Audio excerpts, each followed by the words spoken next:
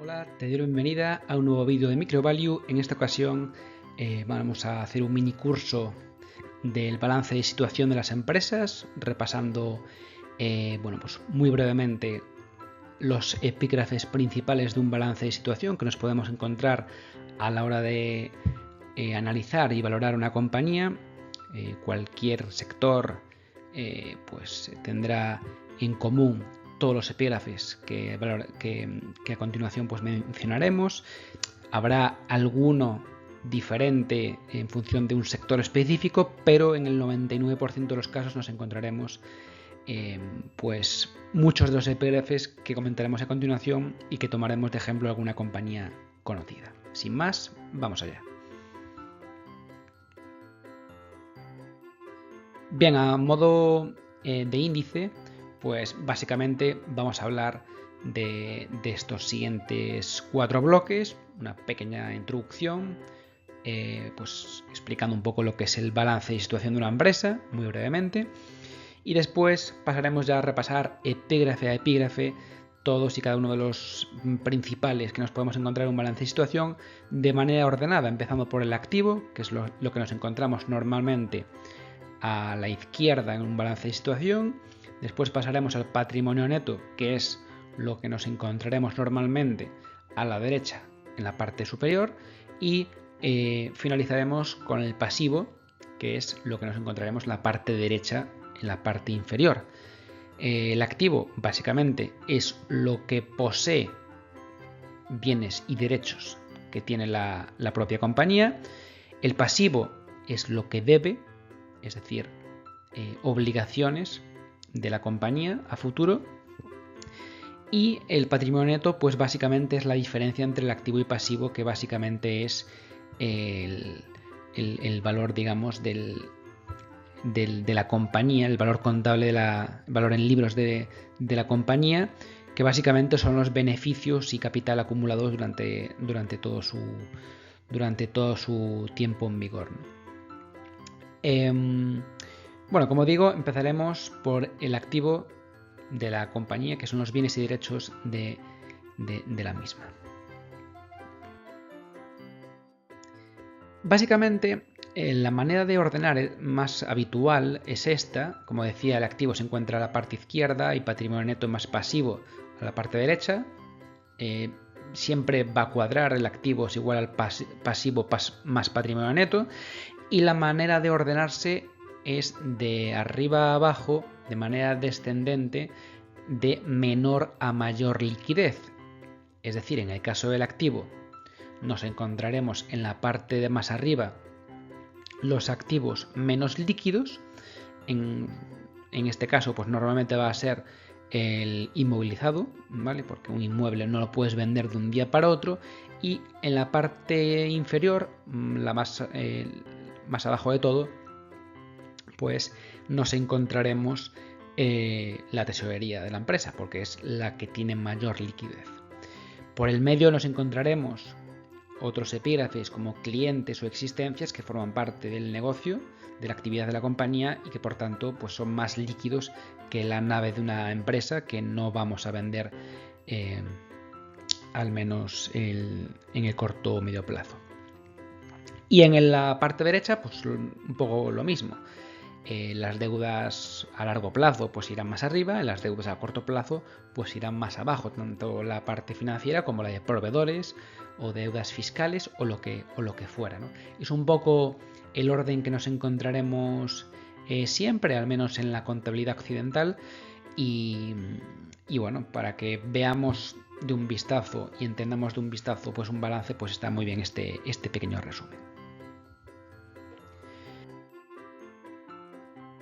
Empezamos por el activo, tomando como ejemplo el balance de situación, que yo creo que es bastante claro en el caso de Instalco, una compañía sueca que llevamos en Microvalue desde hace ya mucho tiempo, y vamos a ir desgranando uno a uno, ¿no?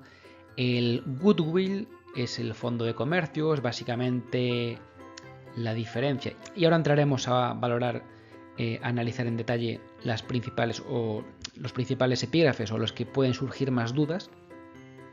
El goodwill, como decía, es la diferencia entre lo que pagamos entre una adquisición y su valor contable. Es decir, si pagamos por un negocio 1.000 que contablemente está valorado como 500, pues la diferencia es el denominado fondo de comercio o goodwill, que son 500. Esto surge sobre todo en compañías serial acquire que adquieren constantemente nuevos negocios. En otros activos intangibles, pues encontraremos pues aplicaciones informáticas u otros activos intangibles que no sea el propio fondo de comercio. En la parte de inmovilizado material, pues encontramos pues las naves de la empresa, equipamiento informático, bueno, todos aquellos elementos que sobre los que se sostiene de manera funcional pues el funcionamiento, valga la redundancia, de la compañía. Y aquí en activos con derecho a uso, eso lo vamos a explicar con un ejemplo para que se vea bien, pero básicamente esta es un epígrafe contable, consecuencia de la implantación del nuevo criterio para contabilizar los arrendamientos. Y es que antes los arrendamientos, los alquileres de nuestras oficinas, pues se llevaban directamente a gasto la cuenta de resultados, y a partir de un cambio de una normativa contable no muy lejana en el tiempo, ya hace pocos años que se implantó, no recuerdo si fue en el 2018 o 2019, pues a partir de entonces pues el órgano regulador pues decidió que se registrara esos pagos futuros de arrendamientos, pues se registraran en balance tanto en la parte del activo como en la parte de pasivo, en la parte de activo como derechos de uso y en la parte de pasivo pues como una deuda, pues como si fuese un arrendamiento, ¿no? Deuda por arrendamiento. Bien, y por el resto pues tenemos en este caso como activo no corriente pues activos financieros, pues ya sea participaciones en empresas o fondos de inversión o lo que tengamos como activos financieros dentro de la compañía que estemos analizando. Por último, podemos tener también activos fiscales, pues deducciones que podamos implementar en el pago del impuesto de sociedades en el futuro. Esto en la parte de no corriente, que son activos que esperan no liquidarse en el corto plazo en menos de un año. Y como puedes ver, es de menos líquido a más líquido. El menos líquido, el activo menos líquido que se considera es el fondo de comercio. En la parte de la derecha vemos ya los activos corrientes, es decir, los que se esperan que se vayan a liquidar en el corto plazo. Tenemos por un lado las existencias de la empresa, es decir, bienes materiales que esperan consumirse en el ciclo de explotación de la compañía. Tenemos clientes que esperan pues transformarse en flujo de efectivo en el corto plazo una vez se cobre las facturas correspondientes que estén pendientes de cobro a la fecha de este balance de situación. Tenemos más activos fiscales, ya sea antes veíamos los que son a largo plazo y estos son los que se pueden aplicar en el siguiente año a corto plazo, más otras cuentas a cobrar, ¿no? Pues lo que sea, pues a lo mejor otro tipo de clientes, bueno, pues lo que sea, ¿no? Habría que ver, habría que irse al detalle, pero bueno, es menos relevante. Activos de contratos, pues habría que irse a esta nota para ver específicamente de qué consta, pero será algo similar a los clientes, a cobros de clientes. Estos son pagos en los que ha incurrido la compañía, como probablemente sea esto, y que digamos, o sea, pagos por anticipado, que para nosotros por lo tanto es un activo que esperamos recuperar, pueden ser fianzas, depósitos o lo que sea. Y por último, el activo más líquido que tenemos, que está en una compañía, que es la tesorería de la empresa. En este caso, 600 millones de coronas suecas. Como decía, el goodwill o el fondo de comercio, que es una de las partidas menos entendidas, menos comprendidas por el inversor medio, pues aquí vemos claramente pues de qué se trata, ¿no? Aquí lo vemos de manera explicada, ¿no? Esto es un pantallazo de la nota explicativa del goodwill en las cuentas anuales de Instalco, y básicamente aquí te detalla en lo que ha incurrido en goodwill en el 2022 y en el 2021 por las cifras comparativas, ¿no? En este caso, pues en cuanto a adquisiciones, han incurrido en un pago de 1.178 millones. Esto es lo que han pagado por las empresas adquiridas, y esas empresas adquiridas tienen un activo neto del pasivo, es decir, un patrimonio neto de 488 millones. Y por tanto, la diferencia entre estos 1.178 y los 488 son 676 millones, que supone una adición, un incremento, ¿vale?, del fondo de comercio o del goodwill durante el ejercicio 2022. Teníamos 3.886 al inicio del ejercicio, en el 2021, se añadieron 676, a lo que a su vez ha anotado un aumento de 86 millones por diferencias de cambio, ¿vale? Esto no es tan relevante, lo importante es estos 676 entendidos como la diferencia entre lo que hemos pagado y su valor en libros de estas compañías adquiridas. A mayores, pues se han deteriorado o amortizado 39 millones, y por tanto, pues si a los 3.800 de apertura le sumamos 676 más 86 y le restamos los 39, nos da lo que tenemos al cierre del 2022, que son esos 4.610 millones. Y esto es básicamente lo que hay que saber del goodwill o del fondo de comercio. En función del país donde nos encontremos, pues será amortizable o no. En el caso de España, por ejemplo, la normativa contable te obliga a amortizar este fondo de comercio. ¿Esto qué significa? Que sí o sí todos los años tienes que deducir o minorarlo en un 10% que iría en esta casilla. En este caso pues serían menos 464 millones, porque tenemos de goodwill pues esa partida, ¿no? Por tanto, pues todos los años iríamos registrando en la cuenta de resultados 400 y pico millones de coronas suecas en este caso.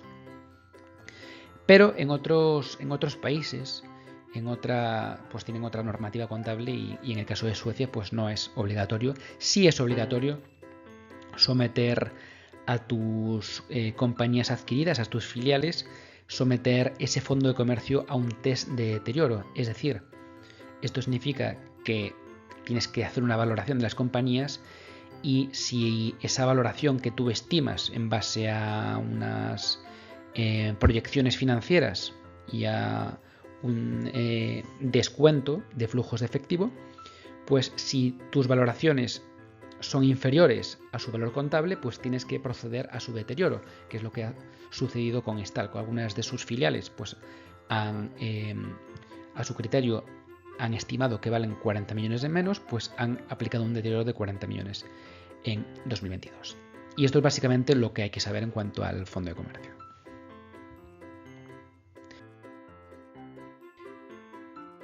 En cuanto a los derechos de uso que comentábamos antes, esto es un pantallazo de Inditex, porque es una compañía muy conocida y que este epígrafe, estas partidas son muy muy relevantes en el caso de Inditex, ¿no?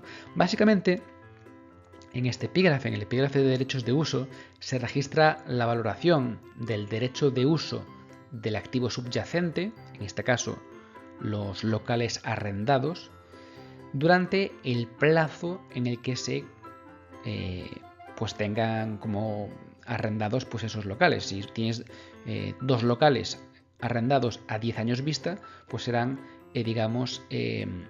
se contabilizarán ese derecho que tienes de uso durante los 10 años siguientes.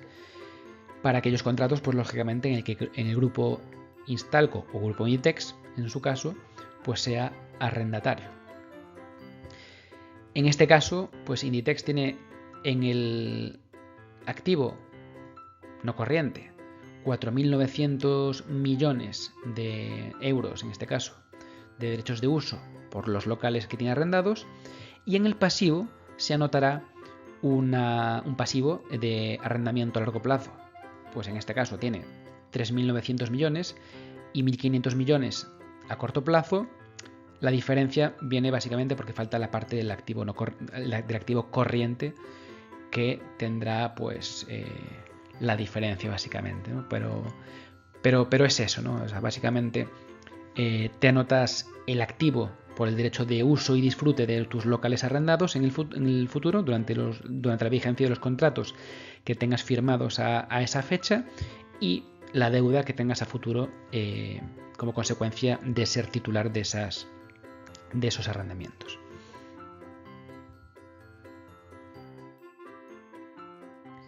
Otra de las partidas muy conocidas que podremos tener en balance será la de investigación y desarrollo, que se pueden activar en general en prácticamente todas las normativas contables. Las hay más agresivas que otras, pero básicamente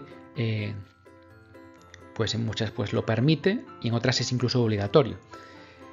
Para desarrollar un poquito más esto, pues hay incluso dentro de Microvalue, en el área de formación, hay un vídeo íntegro en el que hablamos sobre este epígrafe de investigación y desarrollo, y por tanto, bueno, pues no vamos a profundizar más sobre ello.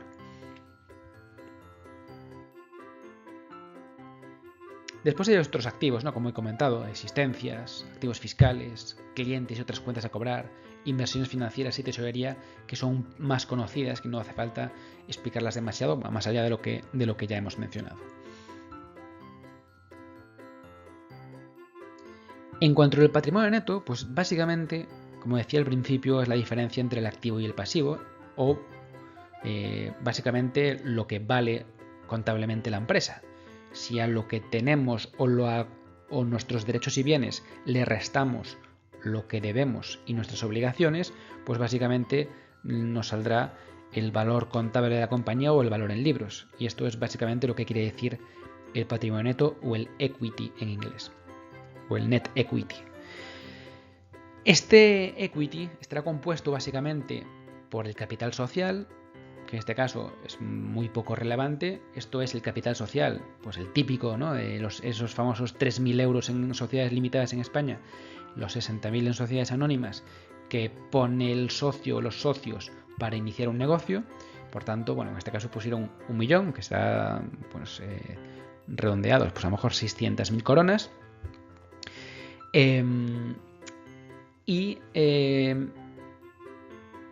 Después hay una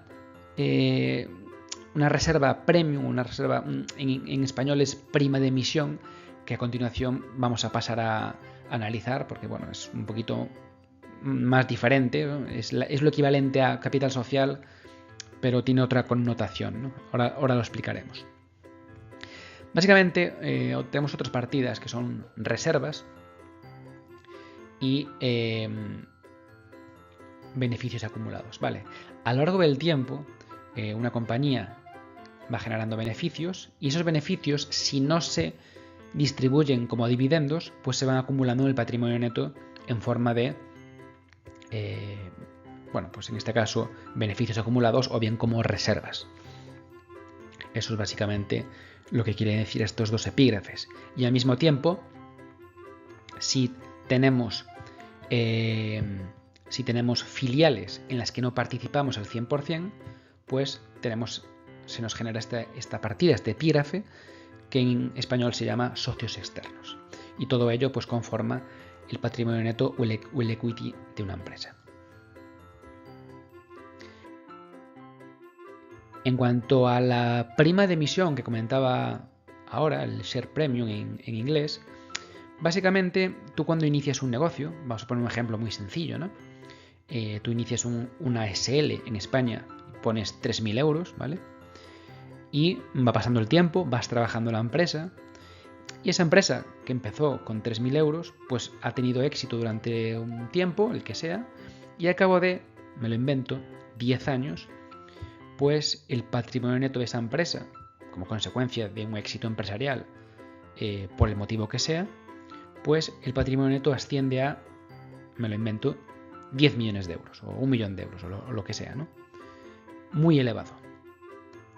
Bien, y decides ir un paso más allá e iniciar una expansión internacional, como hizo en su día pues, la propia Inditex. Bien, y decides para ello dar cabida a nuevos inversores que te ayuden, tanto de manera operativa como financiera, a dar ese paso de expansión internacional, y para ello pues le vendes pues, un 30 o un 50% de tus participaciones sociales. Claro, esas participaciones sociales, contablemente, están valoradas como 3.000 euros, pero obviamente tus participaciones no valen 3.000 euros ya, ¿no? Ya valdrá pues algo similar o superior a el patrimonio neto que está ahora valorado contablemente en 10 millones de euros o en 1 millón de euros o lo que sea. Entonces, no vas a vender por menos de eso tus participaciones. Entonces, claro, pero tú tampoco puedes hacer una ampliación de capital de 1 millón de euros, porque si no, tú te quedas con 3.000 euros y el nuevo socio con 1 millón de euros, te quedas con una participación ridícula. Entonces, para vender esos 1.500 euros, el 50% del capital social, pues básicamente lo que haces es, vendes 1.500 euros, pero a cambio, esa diferencia entre el millón o los 10 millones y esos 1.500 euros, pues sería todo prima de emisión. Es decir, la diferencia entre el capital social que vendes y el valor de venta, pues sería prima de emisión, que es básicamente lo mismo que en el caso del fondo de comercio, la diferencia entre la adquisición, en este caso la transmisión, y el valor contable de lo que estamos transmitiendo, en este caso el capital social y en el caso de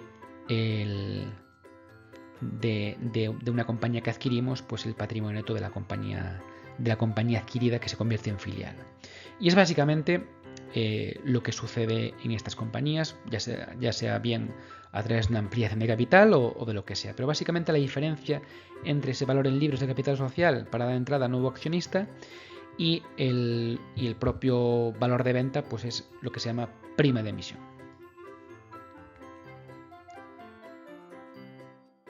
Y por último, acabamos con el pasivo. Normalmente, algo que no he comentado, en el activo, pues hay muchas partidas que amortizamos, ¿no? Hablamos de amortización, es decir, ir minorando un activo a medida que se va gastando o se va haciendo uso del mismo. Es decir, por ejemplo, en España, pues las construcciones o las naves industriales se suelen amortizar a 50 años, un 2% anual. Tú construyes una nave o compras una nave por 1 millón de euros, pues tú vas amortizando un 2% de ese millón de euros, ¿eh? Unos 20.000 euros cada año. Un ordenador, pues a 4 o 5 años o lo que consideres. Y el fondo de comercio, como decíamos antes, pues a 10 años, ¿no? Así se contempla en la ley, se presupone una vida útil de 10 años, una vida útil contable. Y también hablábamos de test de deterioro. En el caso de que el valor razonable o el valor de mercado de un activo sea inferior a su valor en libros, pues hay que someterlo a un deterioro, es decir, ajustar su valor contable a su valor real, ¿no? A su valor de mercado. No obstante, está más prohibitiva o más prohibida o menos, la ley es menos laxa con las revalorizaciones de activos. Eso no está tan permitido como el deterioro, ¿no? O sea, la contabilidad en general es conservadora. En cambio, la parte del pasivo no existe lo que es esa amortización o deterioro del pasivo. Incluso te permite provisionar ciertos elementos o ciertas situaciones, si en el futuro pues hay probabilidades de que para la compañía pues suponga una salida de efectivo. Por ejemplo, tenemos una inspección fiscal y el inspector pues propone una sanción, por lo que sea, de 1 millón de euros. Bueno, pues contablemente prácticamente estás obligado a hacer una provisión por ese 1 millón de euros, a pesar de que vayas a recurrir y después ganes en una segunda o una tercera instancia. Un despido de un trabajador o una provisión por despido de un trabajador, aunque estés iniciando el juicio, o provisión de unos atrasos de trabajadores o de las vacaciones de este año que todavía no has pagado, o bien por un juicio, por lo que sea, ¿no? Pues normalmente la contabilidad es conservadora y te obliga a provisionarlo aunque no asumas a corto plazo ese pago, ¿no? Entonces, partiendo de eso, y de nuevo vamos de arriba abajo, de menor a mayor liquidez, empezamos por el pasivo no corriente, en este caso pues pasivos o deudas con entidades financieras, pues las deudas de toda la vida, pues ya sean préstamos o ya sean confirming o pólizas de crédito o lo que sea, ¿no? Después están los pasivos por arrendamientos, que ya comentábamos antes. Aquí se incluyen tanto arrendamientos operativos, que son arrendamientos de locales, como financieros, que son los arrendamientos con opción de compra. Vale. Después están pasivos fiscales, es decir, me he aplicado una deducción fiscal que tengo que devolver en el futuro a más de un año vista. Bueno, pues esto se contempla en el pasivo no corriente de la sociedad. Y otros pasivos, que en este caso pues es un tema extraordinario que habría que irse en este caso a la nota 27 para ver su explicación, ¿no? Después provisiones, como decía ahora, pues puede ser una provisión por cualquier tipo, provisión por vacaciones, provisión por despidos, provisión por juicios, por inspecciones fiscales. Nos tendríamos que ir a la nota 19 para ver el detalle de esos 24 millones de coronas. La parte de los pasivos financieros, deudas financieras con entidades de crédito, ¿no? Préstamos, confirmings, lo que sea, ¿no? La parte de los pasivos por arrendamiento, ya sea operativo como contable, la que vence a corto plazo en el año siguiente. Después, en este caso, en Instalco, pues lo que más pesa son los proveedores. Pues estos serían pagos de proveedores que tienes que incurrir en el ejercicio siguiente. Pasivos fiscales, otros pasivos de todo tipo. Y después pasivos por contrato.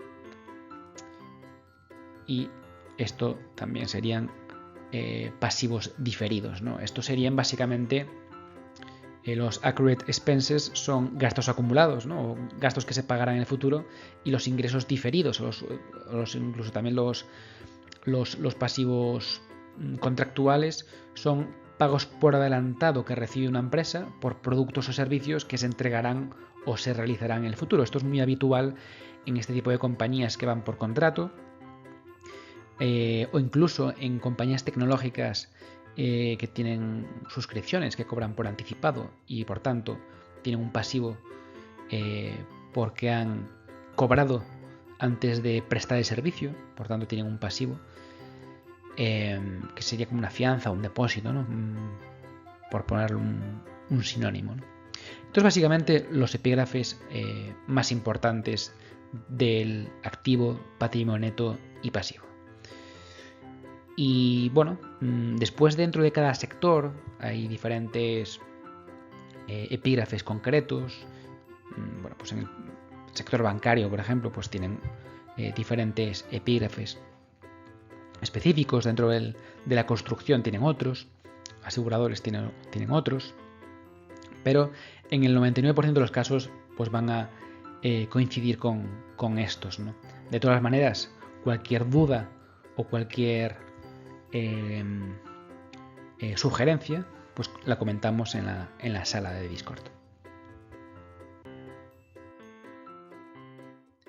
Bueno, y esto ha sido todo. Espero que te haya gustado este vídeo de formación y nos vemos en próximos cursos. Como suelo decir, el inversor particular debe salirse del ordinario para obtener rentabilidades extraordinarias. Espero que tengas un buen día y mejores inversiones.